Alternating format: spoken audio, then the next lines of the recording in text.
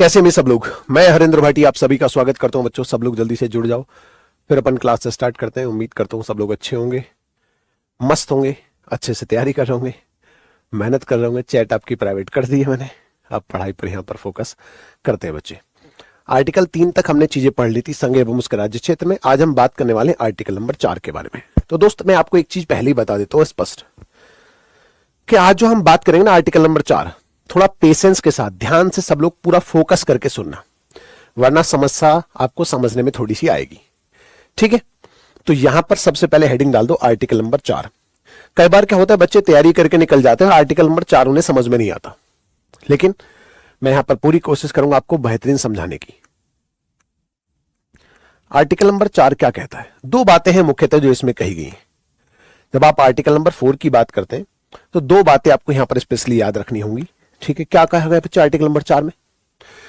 दो कौन कौन सी बातें कही गई जिसके बारे में आपको यहां पर बता देना चाहता हूं। तो सबसे पहली बात कही गई यहां पर बच्चे, क्या कहा गया? आर्टिकल 2 तथा 3 के तहत किया गया संशोधन। आप यहां पर लिखेंगे, सबसे पहली बात की गई है क्या? आर्टिकल 2 तथा आर्टिकल 3 के तहत किया गया संशोधन, किया गया संशोधन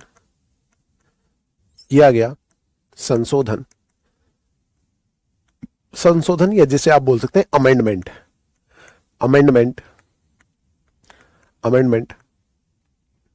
संविधान संशोधन नहीं माना जाएगा। संविधान संशोधन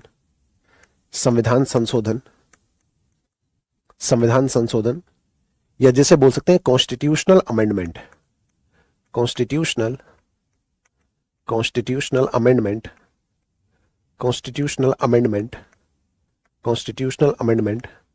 नहीं माना जाएगा।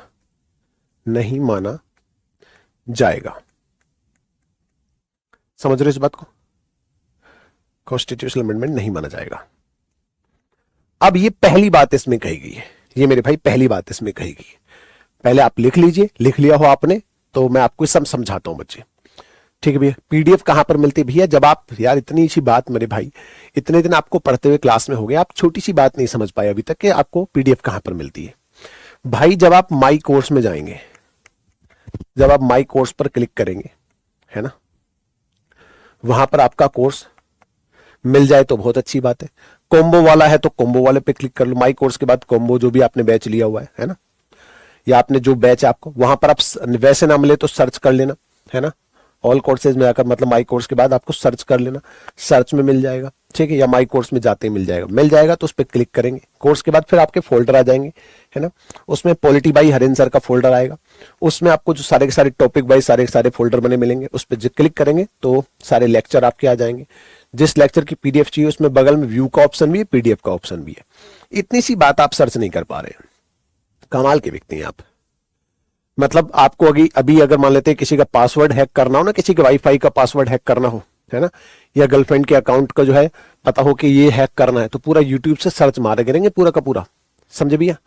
एक साथ 2 क्लास चलनी भाई, 10 नहीं 10 क्लास चलनी एक साथ। आपकी क्लास का टाइम टेबल आपको पता है ना, और नहीं पता तो फिर आप बेवकूफ है। आपका टाइम टेबल आपको पता है ना, आपके कोर्स में केवल एक ही क्लास चल रही है। ठीक है, तो आप उससे पढ़िए, जो आपकी रेगुलर क्लास है आप उससे पढ़िए। इतने दिनों के पढ़ते आपको ये पता चल जाना चाहिए कौन सी आपकी क्लास है, कौन सी आपकी क्लास नहीं है। ठीक है, चलो मुद्दे पे आते हैं।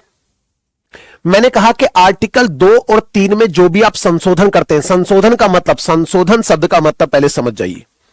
संशोधन शब्द का मतलब होता है सिंपली परिवर्तन। संशोधन शब्द का मतलब होता है परिवर्तन। ठीक है, और जो संविधान संशोधन शब्द है ना, संविधान संशोधन जो शब्द है, इसका मतलब हो जाता है विशेष प्रक्रिया से संशोधन, विशेष प्रकार का संशोधन। आप इसे कह सकते हैं विशेष प्रकार का परिवर्तन, विशेष प्रकार का संशोधन होता है। संविधान संशोधन क्या होता है? विशेष प्रकार का संशोधन होता है। विशेष प्रकार का मतलब इसमें बच्चे क्या होता है, एक विशेष बहुमत की जरूरत पड़ती है ना, विशेष बहुमत की इसमें जरूरत पड़ती है। विशेष बहुमत मतलब 2/3 का बहुमत कह सकते हैं, 2/3 का बहुमत। आमतौर पर समझने के लिए आपको बता रहा हूं, हालांकि इसे बोलते हैं 50% plus 1 of total and 2/3 of present. लेकिन परिवर्तन मतलब सामान्य बहुमत यहां पर इस्तेमाल होता है, सामान्य बहुमत आपका यहां पर इस्तेमाल होता है। अब मैं आपको समझाता हूं, देखो संशोधन का मतलब होता है परिवर्तन, और परिवर्तन जब संविधान में परिवर्तन किया जाता है तो कई प्रकार से परिवर्तन होते हैं। एक परिवर्तन क्या होता है कि जैसे मैं कहूं कि बच्चों एक बात बताओ, आप में से कौन बच्चा है, अच्छा सर जी आप बहुत सुंदर हैं, ओ माय गॉड मैं खुश हो गया, मेरी मतलब ऐसे समझ लो किडनी फेफड़ा है ना दिल सब पूरे के पूरे एक तरीके से क्या होता है डिटॉक्स हो जाते हैं, पूरी बॉडी डिटॉक्स हो जाती है ना, है ना, पूरी बाँछें खिल जाती है मेरी, ठीक है। चलो लव यू मेरे भाई, बहुत सारा प्यार आपको। तो मैं कहना चाहता हूं संशोधन क्या होता है, एक तरीका आपको बताता हूं। मैं आपसे कहूं कि भैया एक बात बताओ, कल क्लास पढ़ाऊं या ना पढ़ाऊं, और आप में से अगर आधे से ज्यादा लोगों ने कह दिया सर पढ़ाना जरूर, तो मैं कल आपकी क्लास पढ़ाऊंगा। आधे से ज्यादा लोगों ने कहा, यह सामान्य प्रकार का बहुमत है।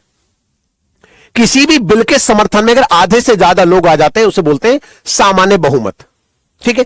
तो परिवर्तन का एक तरीका तो यह होता है, और एक परिवर्तन का यह तरीका होता है कि टोटल के आधे, मैं आपसे कहूं कि भैया एक बात बताओ, घूमने चलते हैं कहीं पर, है ना, कहां घूमने चले, ऋषिकेश चले या गोवा चले, और मैंने कहा देखो इस बात को मानूंगा तब अगर जिस भी पक्ष में आधे से ज्यादा लोगों ने समर्थन किया, और टोटल के टोटल जितने भी आप में, आपका मान लेते हैं आपके बैच में 1 लाख बच्चे हैं, 1 लाख बच्चे हैं आपके बैच में, और इसमें से 50,000 आधे बच्चे कम से कम इस बात के समर्थन में हो, और जितने आज टोटल आए हैं, मान लेते हैं आज 90,000 आए हैं, आज 90,000 आए हैं, कितने आए 90,000, और दूसरी कंडीशन है जितने भी आज उपस्थित हैं उसके 2/3 लोग भी समर्थन करें, मतलब कम से कम 50,000 तो कंपलसरी है आधे तो। इसके अलावा जितने भी आज टोटल उपस्थित हैं क्लास में, जितने बच्चे आए हुए, मान लेते हैं 90,000 क्लास में आए, 10,000 छुट्टी काट रहे हैं, तो इसमें से 2/3 लोग अगर मेरी बात को समर्थन करें, 2/3 मतलब 30 से भाग करो कितना, 30 दूनी 60, 60,000। तो जब ये दोनों बातें, अब यहां पर 95 भी हो सकते हैं, 82 भी हो सकते हैं, 75 भी हो सकते हैं, जब दोनों बातों में यस होगा, टोटल का आधे से ज्यादा और उपस्थित का 2/3, दोनों बातें सच हो रही हैं, तब जाकर एक विशेष प्रकार का बहुमत होता है। तब क्या जाकर क्या होता है, एक विशेष प्रकार का बहुमत होता है। और ये विशेष दूसरी वाली जो प्रक्रिया है, ये आर्टिकल 368 में लिखी गई है, ये 368 में प्रक्रिया लिखी गई है। तो मैंने कहा जब भी संविधान मतलब जब भी आर्टिकल 2 और 3 में आप परिवर्तन करते हैं, 2 और 3 में क्या दिया हुआ है, आर्टिकल 2 और 3 में क्या दिया बच्चे, 2 और 3 में दिया गया नए नए राज्य का निर्माण। भाई आर्टिकल 2 में भारत के बाहर का क्षेत्र भारत में शामिल कर रहे थे, अगर आपको याद हो तो, और आर्टिकल 3 में क्या कर रहे थे, भारत की सीमा के अंदर ही नया राज्य बना दे रहे थे। नाम चेंज करना हो, सीमा परिवर्तन करनी हो, या मान लेते किसी तरीके से करके नए राज्य का निर्माण करना हो, यह सब चीजें आर्टिकल नंबर 3 के तहत करते थे। तो ये दोनों ही तरीके से जो भी आप काम करते हैं उसके लिए आपको विशेष बहुमत की जरूरत नहीं है, वो सिंपल तरीके से आप कर सकते हैं। अगर आपको उत्तराखंड बनाना है तो सिंपल मेजोरिटी से बना सकते हैं, आपको तेलंगाना बनाना है तो सिर्फ इस तरीके से बना सकते हैं, अगर आधे से ज्यादा संसद के लोग समर्थन कर दें तो आप तेलंगाना बना सकते हैं, या कोई कल को नया राज्य बना सकते हैं, या उत्तर प्रदेश में से एक और राज्य बुंदेलखंड बना सकते हैं, या हरित प्रदेश बना सकते हैं, कोई भी नया राज्य बना सकते हैं। किस आधार पर, सिर्फ अगर आधे से ज्यादा लोग समर्थन कर दें तो, ठीक है। तो इसी वजह से यहां पर यह बात कही गई है कि जब भी नए राज्य का निर्माण करेंगे, ये आर्टिकल 2 और 3 में आप परिसंशोधन करेंगे, इसका मतलब उसे आप संविधान संशोधन नहीं मानेंगे। क्यों नहीं मानेंगे संविधान संशोधन, क्योंकि संविधान संशोधन में जो प्रक्रिया इस्तेमाल होती है वो प्रक्रिया आपके यहां पर इस्तेमाल नहीं होगी। सीधी सी बात, मतलब उसमें आर्टिकल 368 वाली विशेष बहुमत वाली प्रक्रिया की जरूरत नहीं है, सिंपल सी बात है ये। सर जी आप पीवाई क्यों नहीं कराते हो प्लीज, हो भैया पीवाई क्यों पढ़ना है, तुम पैसे देके यहां पे पैसे देके पीवाई क्यों पढ़ना है हो। पीवाई के लिए सुबह 10 बजे क्लास चलती है यूट्यूब पर, सुबह 10 बजे यूट्यूब पर क्लास चलती है, आप वहां जाके पढ़ लो, फ्री में क्लास चल रही है। आपको बोलता हूं वैसे भी पढ़ा करो, लाइव नहीं पढ़ पाते रात को सोने से पहले देख लिया करो पीवाई क्यूज के लिए, ठीक है। तो मेरा कहने का मतलब आप समझ गए कि आर्टिकल 2 और 3 में जो भी आप चेंज करते हैं, जो भी आप परिवर्तन करते हैं, जो भी आप नया राज्य बनाते हैं, वो साधारण बहुमत से बना सकते हैं, सिंपल मेजोरिटी से बना सकते हैं। इस वजह से इसे संविधान संशोधन नहीं कहेंगे, ठीक है। समझिए मेरे भाई, आप चाहे तो लिख सकते हैं क्योंकि इस पर है ना, क्योंकि इसमें साधारण बहुमत का इस्तेमाल होता है, साधारण बहुमत, क्योंकि इसमें साधारण बहुमत का इस्तेमाल होता है, साधारण बहुमत का इस्तेमाल होता है ना। मतलब सिंपल मेजोरिटी से का इसका इस्तेमाल किया जाता है, इस वजह से संविधान संशोधन आप नहीं मानेंगे। सिंपल सी बात थी ये, समझे भैया। सर आप पढ़ाना कल क्यों नहीं पढ़ाएंगे? वाह बेटे बहुत बढ़िया, मैं कोहनी ना मार दूं तेरी कमर में, एग्जाम्पल समझ में ना आ रहा है, समझे भैया। चलो तो ये तो होगी सबसे पहली बात जो इस आर्टिकल नंबर 4 में कही गई थी। लेकिन एक और बात कही गई इसमें, एक और बात कही गई क्या? ठीक है भैया, दूसरी बात इसमें कही गई कि आर्टिकल 2 तथा आर्टिकल 3 में संशोधन करते समय या परिवर्तन करते समय, संशोधन करते समय या परिवर्तन करते समय अनुसूची 1, अनुसूची मतलब शेड्यूल 1, अनुसूची 1 तथा अनुसूची 4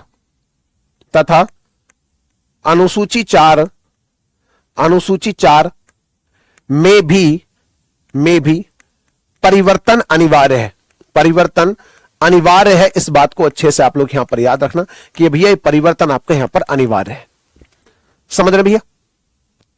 अब इस लाइन को समझ में आई नहीं होगी आपको, मैं जानता हूं बहुत अच्छे से, समझे भैया। इस बात को अच्छे से आप लोग यहां पर समझना। मैंने आपसे यहां पर क्या कहा कि शेड्यूल 1 और शेड्यूल 4 इन दो में भी परिवर्तन कंपलसरी है। मेरा कहने का मतलब है जब भी आप आर्टिकल 2 या 3 में कुछ चेंज करेंगे, या जब आप नए राज्य को बना रहे होंगे, जब नए राज्य का प्रवेश करा रहे होंगे, जब नए राज्य का निर्माण करा रहे होंगे बच्चे, तो ऐसी स्थिति में दो काम आपको कंपलसरी करने होंगे। क्या? अनुसूची 1 और अनुसूची 4 में परिवर्तन। अब यार ये कौन सी बात हुई? अनुसूची 4 जब तक आपको नहीं पता, अनुसूची 1 जब तक आपको नहीं पता, तब तक आपको ये लाइन समझ में आएगी नहीं। तो देख लेते हैं यार दिक्कत किस बात की है। अनुसूची 1 में क्या है? संघ एवं राज्य क्षेत्र का विस्तार। संघ एवं राज्य क्षेत्र का जो विस्तार है वो आपका यहां पर दिया हुआ है। अनुसूची 4 में क्या दिया हुआ है? राज्यों का राज्यसभा में प्रतिनिधित्व। राज्यों का राज्यसभा में जो प्रतिनिधित्व है वो आपका यहां पर दिया हुआ भी है। कौन सा? राज्यसभा में प्रतिनिधित्व आपका यहां पर दिया हुआ है। ये बात भी आपको यहां से पता हो, ठीक है। मतलब अनुसूची 1 में देखो होता क्या है, किस राज्य की क्या क्या सीमा होगी, क्या क्या बाउंड्री होगी, कौन कौन सा क्षेत्र उसमें शामिल होगा, ये सारी बातें उसके बारे में अनुसूची, किसी भी राज्य के बारे में अनुसूची 1 में लिखी होती हैं, ठीक है। दूसरी बात, किस राज्य की राज्यसभा में कितनी कितनी सीटें होंगी, संसद में किस राज्य का कितना प्रतिनिधित्व होगा, किस राज्य की कितनी सीटें होंगी, ये सब बातें अनुसूची 4 में लिखी जाती हैं। अब फिर से इस लाइन को पढ़िए। आर्टिकल 2 तथा 3 में संशोधन करते समय अनुसूची 1 तथा अनुसूची 4 में भी परिवर्तन अनिवार्य है। मेरा कहने का मतलब यहां पर क्या करते हैं? नए राज्य का निर्माण करते हैं। यहां पर भी नए राज्य का निर्माण होता है। इसमें भारत के बाहर का क्षेत्र, इसमें भारत के अंदर का क्षेत्र। कुल मिलाकर निचोड़ यह निकला कि जब भी आप नया राज्य बनाएंगे, चाहे बाहर से लेकर बनाओ, चाहे अंदर ही कोई नया राज्य सीमा में परिवर्तन करके बनाओ, जब भी आपने कोई नया राज्य बनाया, मान लो आपने उत्तराखंड बनाया, मान लो आपने सिक्किम बनाया, कोई भी नया राज्य आपने यहां पर बनाया, तो नया राज्य जैसे ही आप बनाओगे तो दो काम कंपलसरी कर लो। अनुसूची 1 में लिख दो भैया सिक्किम का क्षेत्र क्या होगा, या उत्तराखंड में कौन कौन से एरिया, कौन कौन से क्षेत्र आपके शामिल होंगे। ये बाद के लिए झंझट मत छोड़ो, तुरंत लिख दो जी, ठीक है। दूसरा काम क्या करना पड़ेगा कि आपको सिक्किम के लिए आपने राज्यसभा में 1 सीट 2 सीट जितनी भी रखो, या मान लेते उत्तराखंड के लिए आपने राज्यसभा में 4 सीटें तय की, तो जितनी भी तय की है तुरंत के तुरंत लिख दो अनुसूची 4 में, बाद की झंझट नहीं।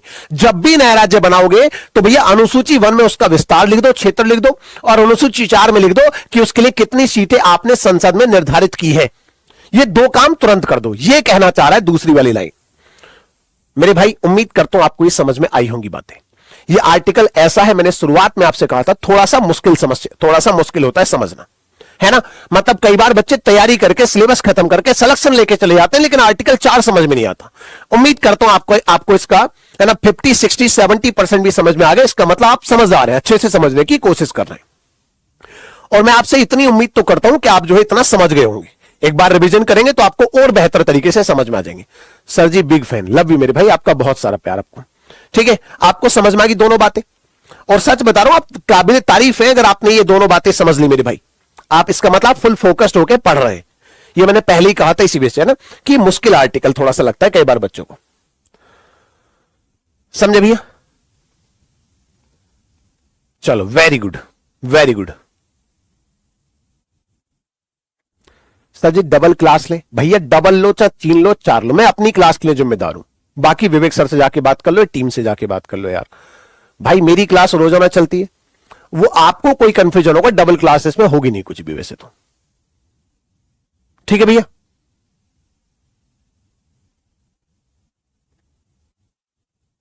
%90 आ गया, क्या बात है, बहुत बढ़िया।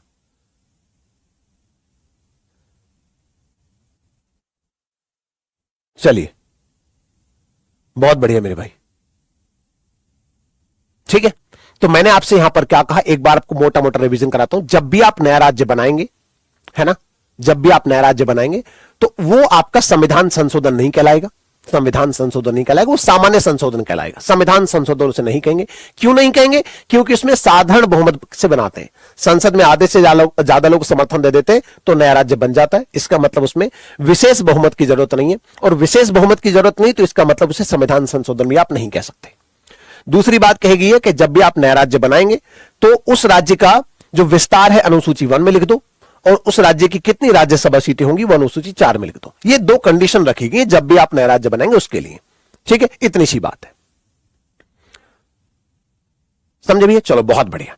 तो अब तक हमने क्या किया, भारत में नए राज्य बना रहे थे, भारत में कोई क्षेत्र शामिल कर रहे थे। अब एक सवाल यहां पर निकल के आएगा, क्या हम भारत का क्षेत्र किसी अन्य देश को दे सकते हैं क्या? समझे भैया? क्या मेरे बच्चे हम भारत का कोई क्षेत्र किसी अन्य देश को दे सकते हैं? है? सर जी आपकी शादी हो गई क्या? भाई मेरी उत्तर प्रदेश भर्ती बोर्ड से भी, एसएससी बोर्ड से भी, दोनों से बात हुई, और कल रात को हमने देर रात तक इस पे वार्तालाप की, और हमने फिर डिसाइड किया, इवन आपका एसएससी ने और दोनों ने, यूपीपीआरबी दोनों से मैंने पूछा कि भाई एक बात बताओ कि अगर आप मेरी शादी को लेकर कोई सवाल अगर बोर्ड परीक्षा में रखना चाह रहे हो तो मैं कल को क्लास में जाके बता दूं, बहुत सारे बच्चों का सवाल है। उन्होंने कहा नहीं सर, ऐसा कोई सवाल जो है हम क्लास में सवाल परीक्षा में नहीं पूछने वाले। मैंने कहा देख लो, फिर से सोच लो, अगर पूछोगे तो मैं सर बच्चों को जाके खुलेआम इसका जो है पूरा एकदम इस पे एक इवेंट बनाऊंगा प्रॉपर, फिर बच्चों को बता दूंगा मैं। उन्होंने कहा जी सर कोई सवाल नहीं पूछने, तो तुम चिंता मत करो, मेरी बात हो चुकी है, ऐसा कोई सवाल आपकी परीक्षा में नहीं पूछा जाने वाला। तो प्लीज आपसे विनम्र निवेदन है, कृपया करके क्लास को लेकर, कंटेंट को लेकर ही, जो एग्जाम ओरिएंटेशन है उन पर ही बात करेंगे। ठीक है, कूट दूंगा, कोहनी मार दूंगा, पढ़ लो। चलो, अब आपसे यहां पर चर्चा करते हैं बच्चे। अब बात करते हैं, केस आपको समझाना है, बेरूबाड़ी केस। एक केस मैं आपको समझा देता हूं मेरे भाई, एक केस है आपका जो आपको समझना है, कौन सा? बेरूबाड़ी केस है ना। बेरूबाड़ी केस आप क्या समझे, कौन सा? बेरूबाड़ी केस आप यहां पर याद रखें मेरे भाई, कौन सा? बेरूबाड़ी केस। ठीक है भैया, बेरूबाड़ी केस। अब अगर बेरूबाड़ी केस को लेकर बात हुई, कब का केस है? तो 1960 आप इसे कह सकते हैं, 1960 आप इसे कह सकते हैं, बेरूबाड़ी केस की बात करूं तो। और दूसरी बात जो आपको यहां पर समझने वाली है मेरे भाई, बेरूबाड़ी केस को लेकर बात करूं तो ये केस आपको समझना चाहिए, उससे पहले आपको एक चीज समझना है कि एक समझौता होता है, नेहरू नूर समझौता। इस केस को समझने के लिए एक बात आपको समझनी पड़ेगी, एक नेहरू नूर समझौता होता है ना, नेहरू नूर समझौता होता है मेरे भाई, ध्यान से सुनना। एक समझौता होता है जिसे बोलते हैं नेहरू नूर समझौता। भारत और पाकिस्तान के बीच में, है ना, भारत को अपना कुछ क्षेत्र पाकिस्तान को देना था। आप याद रखेंगे कि भारत को अपना कुछ क्षेत्र, आप याद रखेंगे, भारत को अपना कुछ क्षेत्र,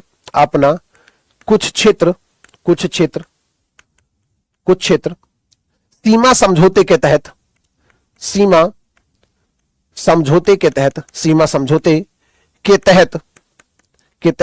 किसे देना था?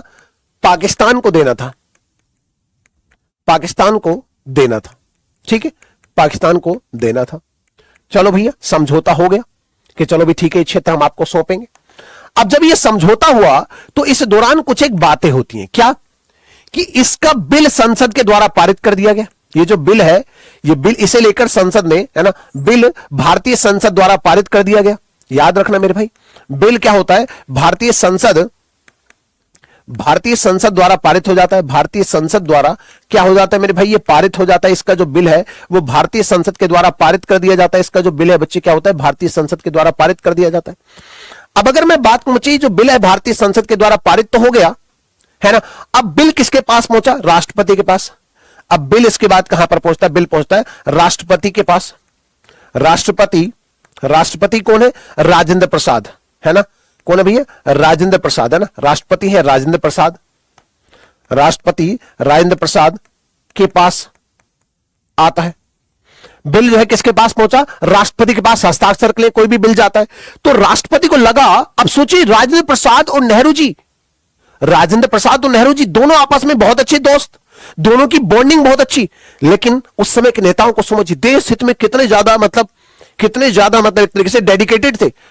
राजेंद्र प्रसाद को लगा यार नेहरू जी कुछ गड़बड़ तो नहीं कर रहे, संसद में बिल पारित करा दें, भारत का क्षेत्र किसी अन्य देश को देने।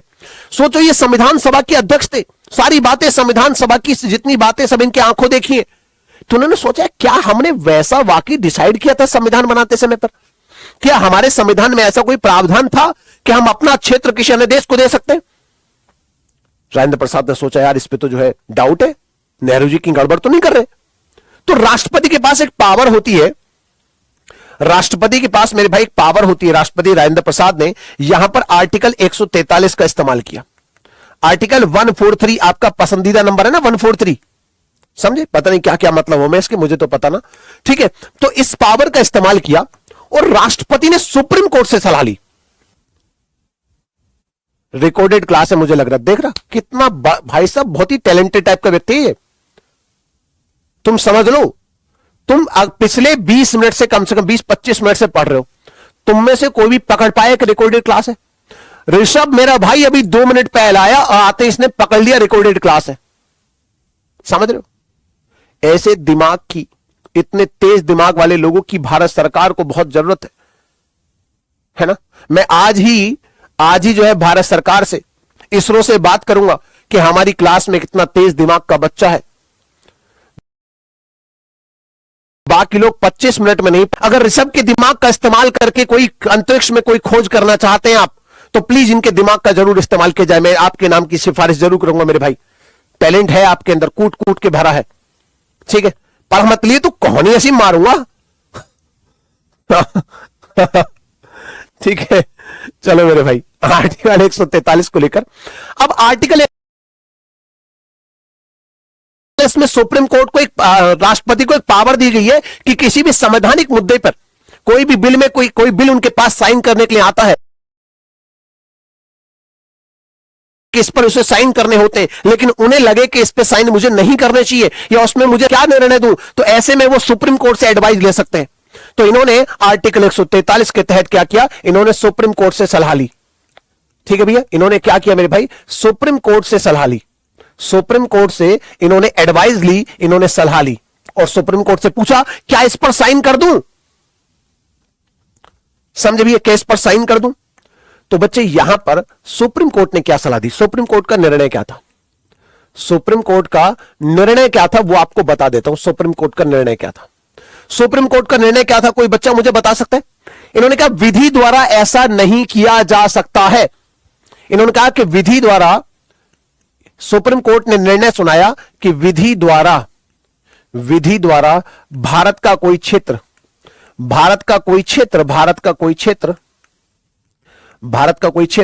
अन्य देश को नहीं दिया जा सकता। अन्य देश को नहीं दिया जा सकता है। नहीं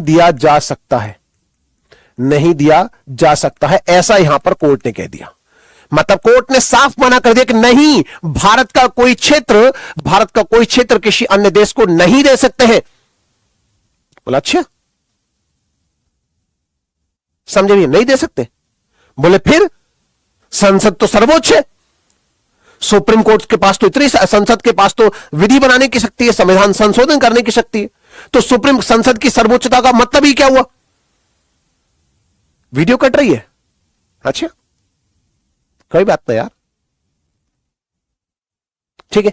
अब मैं आपसे यहां पर बात करूं तो फिर सुप्रीम कोर्ट ने दूसरी बात कही। और दूसरी बात कह के फिर क्या कह दिया? सुप्रीम कोर्ट ने साथ में एक बात कह दी कि संविधान संशोधन करके ऐसा किया जा सकता है। इन्होंने कहा भैया क्या है कि संविधान संशोधन करके ऐसा कर सकते हैं। संविधान संशोधन के माध्यम से संविधान संशोधन के माध्यम से ऐसा किया जा सकता है। ऐसा किया जा सकता है, किया जा सकता है। तो सुप्रीम कोर्ट ने कहा देखो भैया साधारण विधि के माध्यम से तो ऐसा नहीं कर सकते, साधारण विधि के माध्यम से तो ऐसा नहीं किया जा सकता है, लेकिन संविधान संशोधन के माध्यम से कर सकते हैं।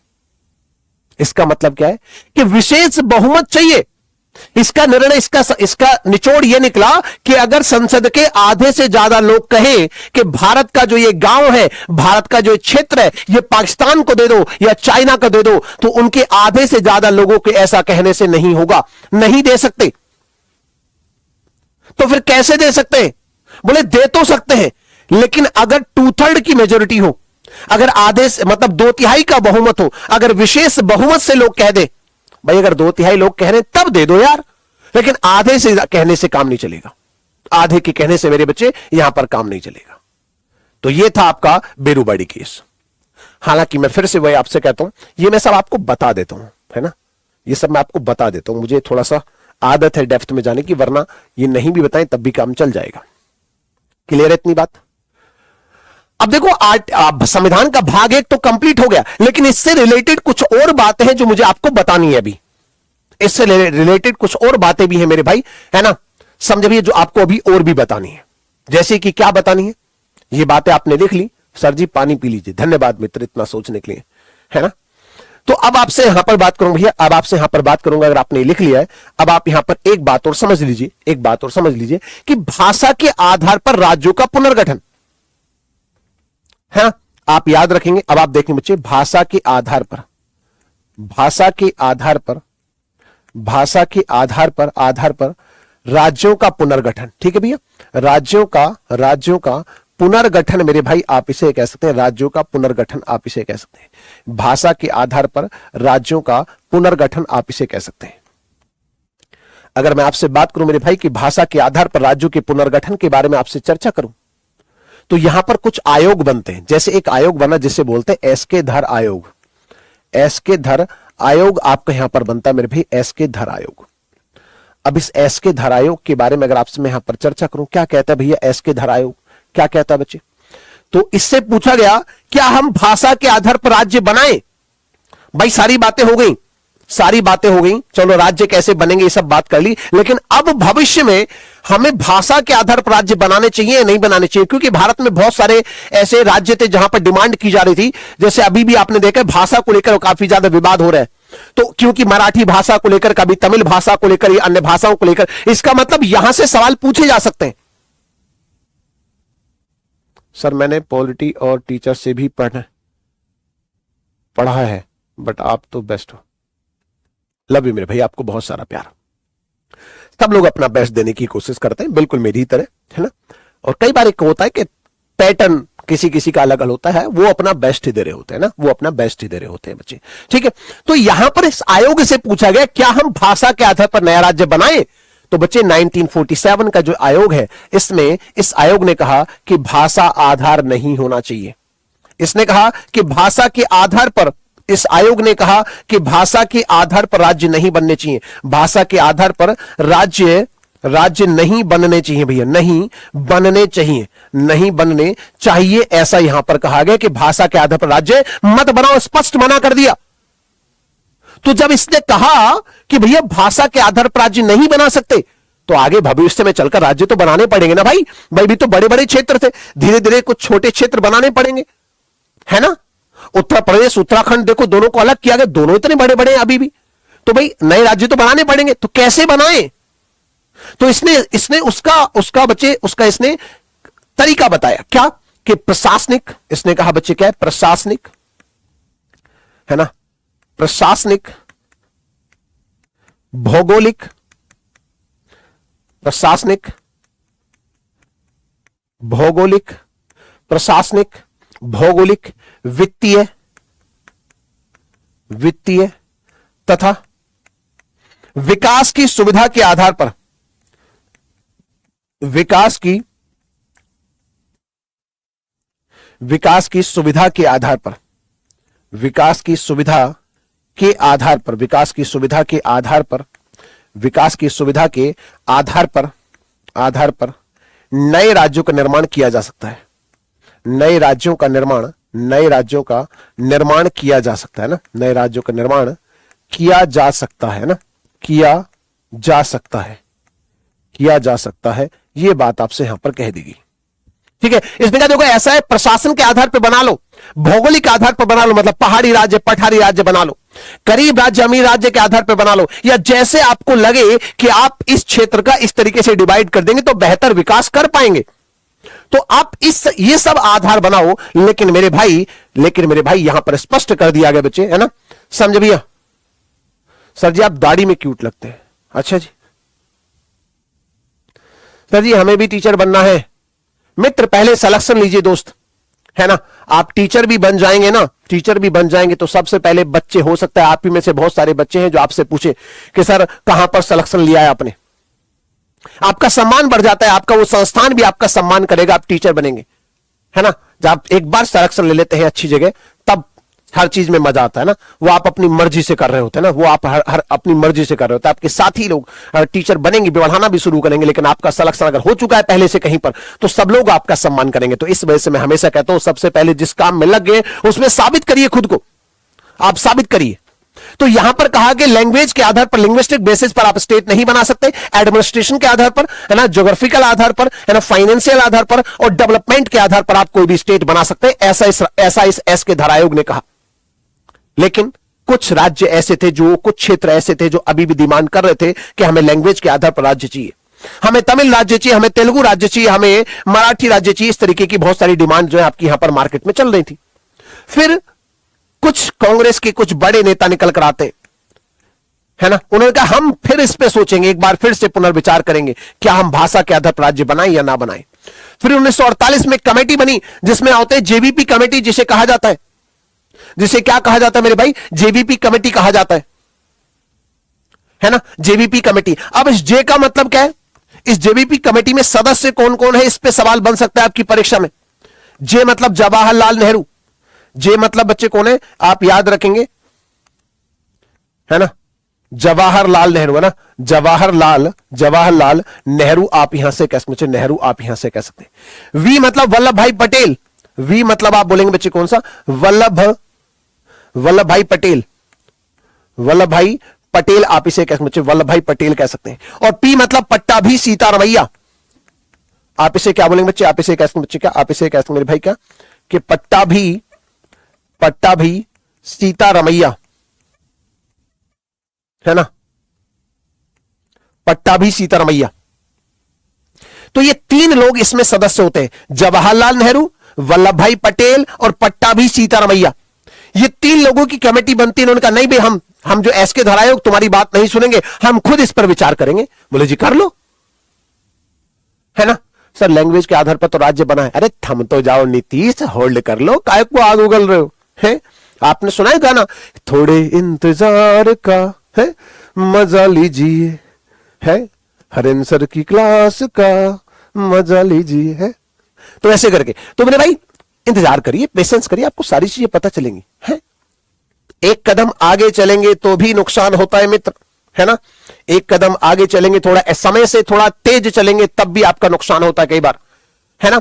वही शासक जो वक्त से थोड़ा एडवांस था, वही शासक जिसने सांकेतिक मुद्रा चलाई, है ना, मोहम्मद बिन तुगलक, जो अपने समकक्ष में सबसे ज्यादा पढ़ा लिखा था, सांकेतिक मुद्रा चलाता है उस समय पर। जो सांकेतिक मुद्रा आज के समय पर इतनी सफल है, जो कागज का नोट, उस कागज की कोई वैल्यू नहीं है, लेकिन वो है तो कागज ही, लेकिन वो आज सांकेतिक तौर पर हमसे मान लिया कि ये वाला कागज 500 रुपए का, ये बच्चे 2000 का, ये 100 रुपए का, ये 10 रुपए का, 200 रुपए का। वही सांकेतिक मुद्रा जो आज इतनी सफल है, वो जब मोहम्मद बिन तुगलक ने चलाई थी तो असफल हो गई थी, क्योंकि समय से थोड़ा एडवांस था, है ना। तो हर एक चीज का एक प्रॉपर समय होता है, समझे भैया। तो मेरे भाई अगर मैं बात करूं, अभी तो 1948 में अटके पड़े ना भाई, अभी हम तो इंतजार कीजिए। तो इस जेबीपी कमेटी ने क्या कहा, फाइनली इसने क्या निर्णय सुनाया। इसने हर एक कमेटी अब सिफारिश देती है, इसने क्या सिफारिश दी, इसने क्या रिकमेंडेशन की, है ना। समझे, उस मोहम्मद बिन तुगलक को पागल शासक कहा गया, रक्त पिपासु शासक कहा गया। मैं आपको पागल तो नहीं कहना चाह रहा, लेकिन मैं आपको यह कहना चाह रहा हूं कि बच्चे कि थोड़ा सा इंतजार कीजिए। तो सिफारिश को लेकर बात को बच्चे, है ना, सिफारिश को लेकर बात को बच्चे, तो भाषा आधार नहीं होना चाहिए, है ना, समझे भैया।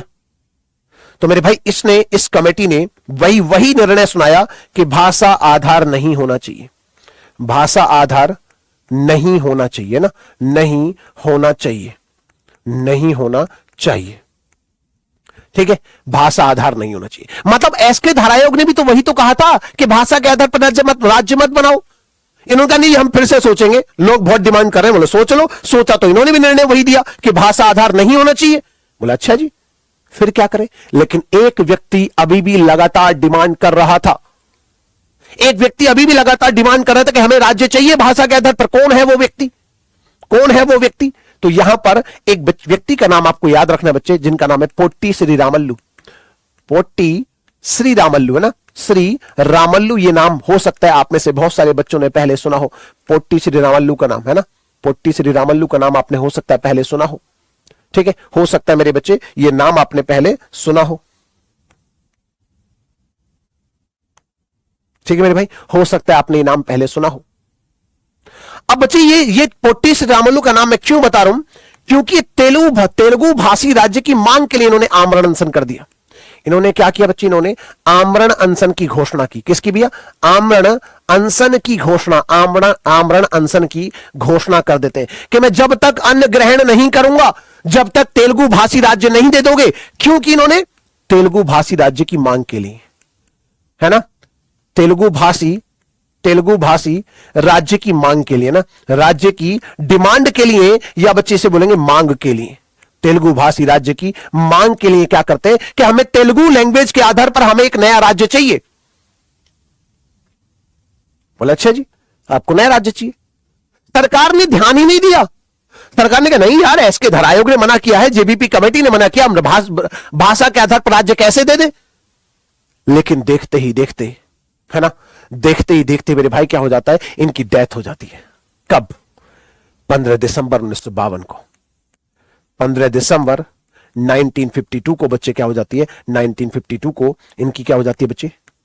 इनकी मृत्यु हो जाती है। अब सोचिए, एक व्यक्ति जो तेलुगु भाषी राज्य की मांग करते करते जिस व्यक्ति की मृत्यु हो गई, अब इस भाषा को बोलने वाले कितना विरोध करेंगे, है ना, दंगे हो सकते हैं, विद्रोह हो सकता है सरकार के खिलाफ। ठीक ठाक सरकार को लगा ये तो गड़बड़ होगी, क्योंकि एक व्यक्ति है जो आपकी भाषा, सोचिए आपकी अपनी भाषा का समर्थन करते करते, एक भाषा के आधार पर राज्य की मांग करते करते, है ना, अगर आपकी भाषा का कोई व्यक्ति जिसकी मृत्यु हो जाए, तो उस भाषा को बोलने वालों के अंदर, उनके दिल में, उनके दिमाग में कितना ज्यादा गुस्सा पैदा हो जाएगा।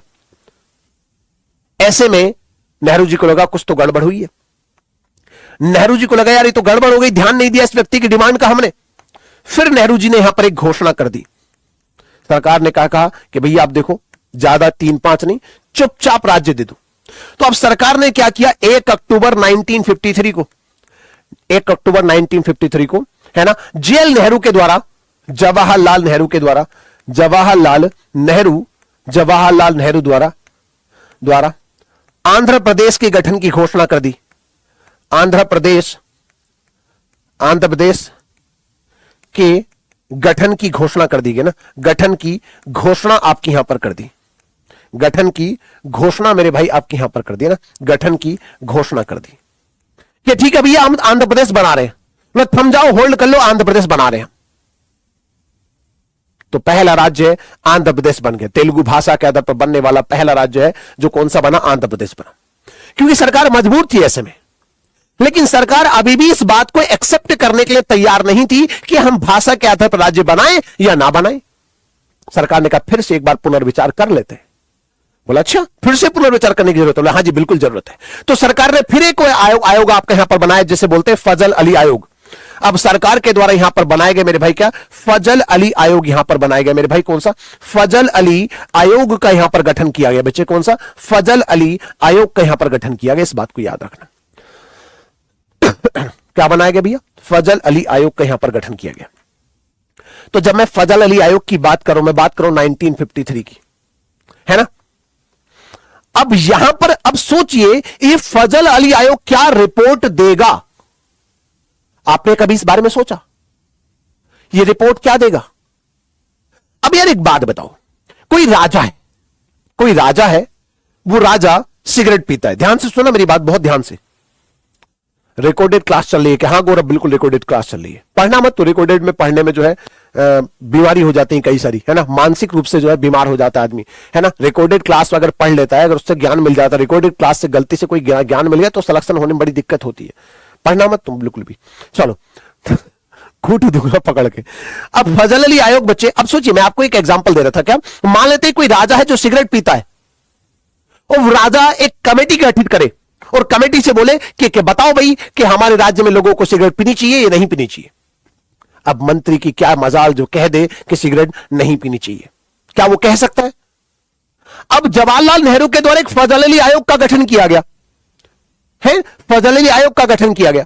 वो आयोग से कहा कि बताओ भाई भाषा के आधार पर राज्य बनाए या ना बनाए। बोले भाई वो बेचारा क्या कहेगा जब तुमने खुद ही आंध्र प्रदेश पहले बना दिया, जब तुमने पहले से ही आंध्र प्रदेश बना दिया, अब वो कमेटी ये कहे कि ना ना तुमने गलत बनाया, ऐसा पॉसिबल है क्या? कॉमन सेंस वाली बात बता रहा हूं मैं, तो समझे भैया। तो आप यहां पर लिखेंगे बच्चे क्या, आप यहां पर लिखेंगे क्या मेरे भाई, आप यहां पर लिखेंगे मेरे बच्चे क्या, इस कमेटी ने कहा कि भाषा के आधार पर राज्य बना सकते हैं, वही तो कहेगी कमेटी। तो इसने कहा बच्चे कि भाषा के आधार पर राज्य बना सकते हैं। भाषा के आधार पर मेरे भाई याद रखना, भाषा के आधार पर, है ना, राज्य बना सकते हैं, राज्य बना सकते हैं। ये कॉमन सेंस से भी आप यहां पर समझ सकते थे ये रिपोर्ट अपनी क्या देगी कमेटी। इस कमेटी ने कहा भैया राज्य आप बना सकते हैं, समझे बच्चे। लेकिन इस कमेटी को डर तो अभी भी था, क्योंकि हर कमेटी ने कहा था कि भाषा के आधार पर राज्य नहीं बनने चाहिए। यह पहली बार कोई कमेटी कह रही है कि भाषा के आधार पर राज्य बना सकते हैं। तो इस कमेटी ने साथ में एक बात और कही। इस कमेटी ने कहा एक भाषा एक राज्य सिद्धांत, एक भाषा एक राज्य सिद्धांत नहीं होना चाहिए, नहीं होना चाहिए, नहीं होना चाहिए। मतलब इन्होंने कहा कि कहीं ऐसा ना हो कि भविष्य में, क्योंकि भारत के अंदर तो बहुत सारी भाषाएं हैं, हर भाषा वाले कहने लगे, हर भाषा वाले कहने चाहिए हमें भी राज्य चाहिए, हमें तेलुगु भाषी, हमें तमिल भाषी, हमें भोजपुरी फिर बोलियों पे आ जाए, हमें भोजपुरी राज्य चाहिए, हमें अवधी राज्य चाहिए, हमें खड़ी बोली राज्य चाहिए, हमें कोरवी राज्य चाहिए। इस तरीके से हर भाषा वाले बोलने लगे कि हमें भी राज्य चाहिए, हमें भी राज्य चाहिए। तो इस कमेटी ने कहा देखो भैया ऐसा है कि भाषा के आधार पर राज्य बना सकते हो तो चलो बना दो, कोई बात नहीं, लेकिन याद रखना हर एक भाषा के आधार पर राज्य नहीं होने चाहिए, बहुत जरूरी है तभी बनाना, समझे भैया। अब लेकिन यहां पर यह आयोग बड़ा इंपॉर्टेंट है, तो यहां से एक सवाल तो बन सकता है कि इस फजल अली आयोग में सदस्य कौन कौन थे। एक सवाल आपका यहां पर यह बन सकता है कौन कौन सदस्य थे। तो बच्चे इसमें याद रखना भाई फजल अली तो इसमें अध्यक्ष थे। भाई अगर अध्यक्ष को लेकर पूछा जाए, अध्यक्ष तो कौन थे? फजल अली थे। अध्यक्ष तो कौन थे? फजल अली थे, है ना, फजल अली होते। अन्य सदस्यों को लेकर बात करें, अन्य सदस्यों को लेकर आपसे यहां पर बात करें, अन्य सदस्यों को लेकर बात करें तो एक आपके यहां पर होते हैं के एम पणिकर। कौन है भैया? के एम पणिकर आप कह सकते, के एम पणिकर आप कह सकते हैं। और दूसरे बच्चे अगर आप याद रखेंगे हृदयनाथ कुंजरू। दूसरे आप यहां से याद रखें मेरे भाई कौन है? हृदयनाथ कुंजरू। एक नाम याद रखना मेरे भाई, कौन सा? हृदयनाथ कुंजरू। आप यहां से याद रखेंगे हृदयनाथ कुंजरू। ये दो मेंबर थे इसमें, ठीक है। अब यहां पर एग्जामिनर मान लेते हैं सुबह से उसका अर्धांगिनी से झगड़ा हो गया, पत्नी से झगड़ा हो गया, गुस्से में वो आपसे सवाल पूछने लगा, तो उस आपसे यहां पर मुश्किल सवाल यहां से क्या पूछ सकता है? किस कमेटी ने, फजल अली आयोग ने कौन सी सिफारिश की थी? पहली सिफारिश तो सबको पता चल गया, भाषा के आधार राज्य बना सकते हैं। इसने यह बात भी कहा कि राज्यों की ABCD श्रेणी, राज्यों की ABCD श्रेणियां नहीं होनी चाहिए। यह क्या बात कह दी इसने भैया? श्रेणियां नहीं होनी चाहिए, नहीं होनी चाहिए। क्या भारत में ऐसी कोई श्रेणी होती थी? तो जैसे वर्तमान में आप देखते हैं ना कि राज्य, केंद्र शासित प्रदेश, इस तरीके से देखते हैं, है ना, ये देखते हैं बच्चे। तो पहले राज्य होते थे, A ग्रेड के राज्य, B ग्रेड के राज्य, C ग्रेड के राज्य, D ग्रेड के राज्य, ऐसे राज्य होते थे। तो इस फजल अली आयोग ने भैया ये क्या बकवास लगा रखी है ABCD? बोले कुछ नहीं भाई, सीधे राज्य मतलब राज्य, और दूसरी चीज आप बना लो केंद्र शासित प्रदेश, और तीसरी चीज बना लो अर्जित क्षेत्र। ये क्या चीज है वो उस पर भी बात करूंगा, लेकिन पहले आप समझिए इसने कहा, और इसने यहां पर एक और बात कही, आपसे सवाल पूछा जा सकता है कि फजल अली आयोग ने कितने राज्य बनाने की सिफारिश की थी? इसने कहा 16 राज्य होने चाहिए वर्तमान में। तो यहां पर याद रखना 16 राज्य बनाने की सिफारिश की। इसने क्या कहा? 16 राज्य बना लो फिलहाल, सिफारिश की। लेकिन भाई ये तो कमेटी है, ये तो सिफारिश करेगी सिर्फ। सरकार ने कितने बनाए वो एक अलग बात है। इसने कितनी सिफारिश की और सरकार ने कितने बनाई, दोनों में तो अंतर है ना। तो यहां पर मेरे भाई याद रखेंगे, यहां पर मेरे बच्चे आप लोग याद रखना कि यहां पर 7th कॉन्स्टिट्यूशनल अमेंडमेंट होता है। 7th अमेंडमेंट होता है बच्चे कब? 1956, अगर मैं याद कर पा रहा हूं तो सही से। यहां पर क्या बनाया गया इस अमेंडमेंट के माध्यम से, है ना, 14 राज्य तथा 6 यूटी बनाए गए, 6 यूटीज बनाए गए, है ना। मतलब सीधी सी बात, इसका मतलब क्या हुआ कि भाई 14 स्टेट बनाए गए और 6 केंद्र शासित प्रदेश बनाए गए। यूटी मतलब यूनियन टेरिटरी, मतलब केंद्र शासित प्रदेश आपके यहां पर बनाए गए, है ना, केंद्र शासित प्रदेश बनाए गए। इस बारे में आपको पता हो, ठीक है, समझे मेरे भाई। इसने कहा 14 राज्य होंगे और 6 केंद्र शासित प्रदेश होंगे। समझे बच्चे? इतनी बातें समझ में आ गई, इतनी बातें समझ में आ गई। तो ये था बच्चे आपका कौन सा, है ना, ये था बच्चे आपका संघ एवं राज्य क्षेत्र, कैसे कैसे आपको बनाए गए। और एक बात आपको यहां पर स्पष्ट पता चल गई कि आंध्र प्रदेश भाषा के आधार पर बनने वाला पहला राज्य कौन सा था, आंध्र प्रदेश। आप चाहे तो नोट करके लिख सकते हैं, बस इससे ज्यादा आपको यहां पर इससे पढ़ने की जरूरत नहीं है। इसके बाद जो अगला टॉपिक पढ़ेंगे बच्चे, वो हम पढ़ेंगे कौन सा, नागरिकता। इसके बाद मेरे भाई अगला टॉपिक हम पढ़ेंगे कौन सा, नागरिकता। ठीक है भैया, ठीक है। तो आज मैंने आपको यहां पर ये चीजें समझाई। एक बार जाके घर जाके रिवीजन जरूर कर लिया करो, है ना। एक बार मेरे भाई घर जाने के बाद इसका रिवीजन जरूर कर लिया करो, ठीक है भैया। तो मित्र बंधु सखा, है ना, पहले बना रखें पॉलिटी के नोट्स, फिर जरूरत है, मतलब बहुत ज्यादा जरूरत तो नहीं पड़ेगी मुझे लगता है, आप उसी का रिवीजन करते रहो। कहीं कहीं पर कुछ 2-4 लाइनें कहीं पर ऐड करनी पड़ेंगी, तो भाई उसमें ऐड कर लेना, उसी में ऐड कर लेना, अलग से क्यों पढ़ना, है ना, अलग से क्यों पढ़ना, ठीक है, समझे मेरे भाई।